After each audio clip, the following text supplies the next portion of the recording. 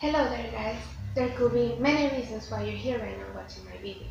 I'm just glad that you're doing it, and I hope to make this video interesting enough that you actually learn something by watching it. My name is Mariana, and I'm an English teacher trainee at UPEL-Maracay, a pedagogical university in Venezuela.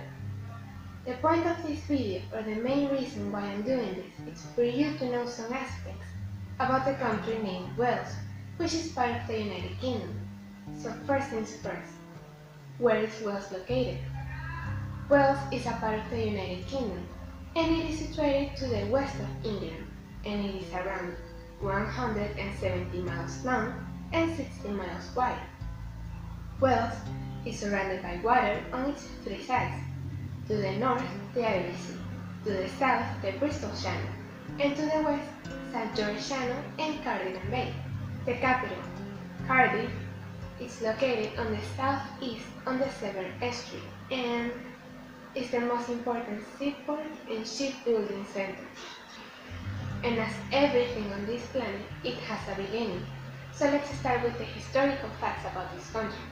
In the first centuries, Wales was divided into tribal kingdoms, the most important of which were Gwynedd, Dyfed, and Powys, and they later united against the Anglo-Saxon invaders, marking the beginning of an official division between England and Wales.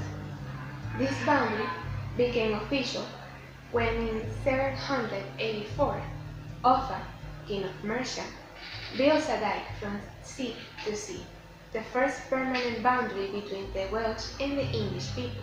During the 13th century, rulers for three successive generations of the royal family of Gwynedd unified the peninsula so effectively that they were accepted as rulers of all Wales. Then, from that point, Wales was in a continuous war against England. Llewellyn ap Gruffudd tries to fight for Wales, but at the end, England takes the control of the country, and the Welsh people were forced to surrender. Once again, during the leadership of Owain Gwyndor, Wales united to rebel against the English king, but the Welsh people submitted to Henry VII, and for the first time in its history, Wales obtained uniformity and administration of the law and justice, the same political rights as the English. Although they were no longer an independent nation, Wales finally obtained unity, stability, and most importantly, statehood and recognition as a distinct culture. Now we know about the geographical and historical sides about this country, but what about its actual culture? For example, the language. Both Welsh and English exist harmoniously in Wales. Although the majority of people living in Wales can speak English, the Welsh language continues to flourish. 500,000 people in Wales can speak Welsh. That's around 19% of the population in Wales. Road signs in Wales are in English and Welsh, so Welsh is a living language. It is part of the Welsh identity. Another thing that is part of the Welsh identity are the symbols, just like the famous red dragon that appears in the Welsh flag. The red dragon has a lot of meanings. It is considered that the Welsh kings of Aberfran first adopted the dragon as a symbolism of their power and authority after the Romans withdrew from Britain. Then we have the leeks.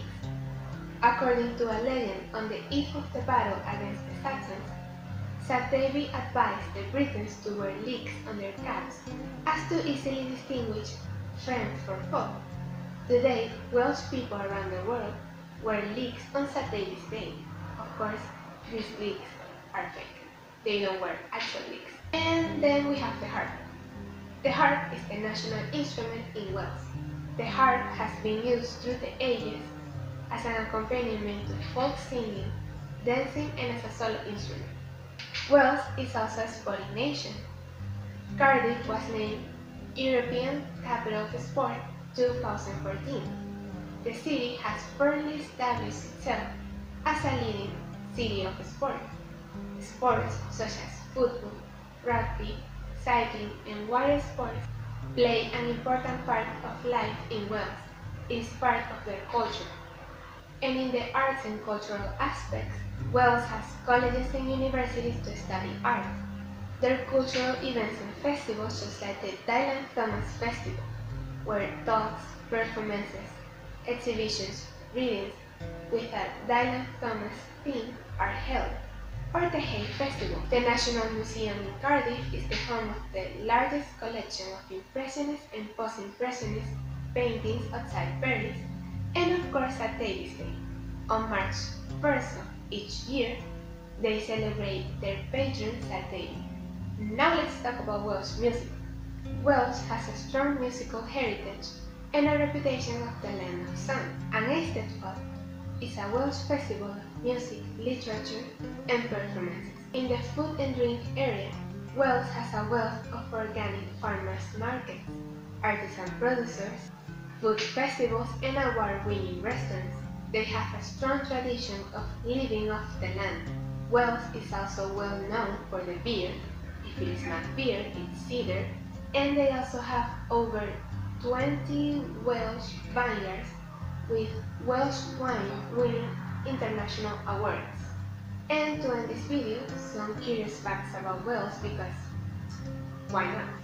The letters K, Q, V, and Z do not appear in the Welsh alphabet. Wales is believed to have more castles per square mile than anywhere else in the world.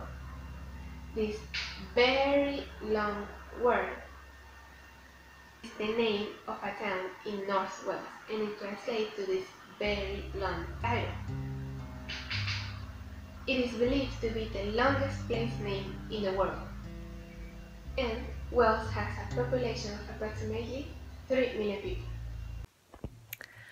I think what I would most like to say about Wales is that I realise we don't really seem that different, you know, English is the common tongue, Westminster's making most of our political decisions, and, you know, we're all part of the same nation, part of the UK.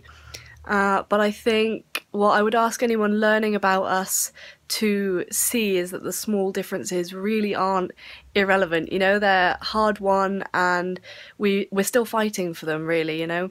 Even as late as the 80s we were watching, you know, our miners starving, trying to save the only source of income they had, which was the coal mines. And, you know, in the 60s we saw, you know, people of Capel Celyn, one of the villages in North Wales, being forcibly moved out because the English wanted to create a dam there for English people to have more water. And, you know, school kids were being beaten just in the last century for speaking Welsh.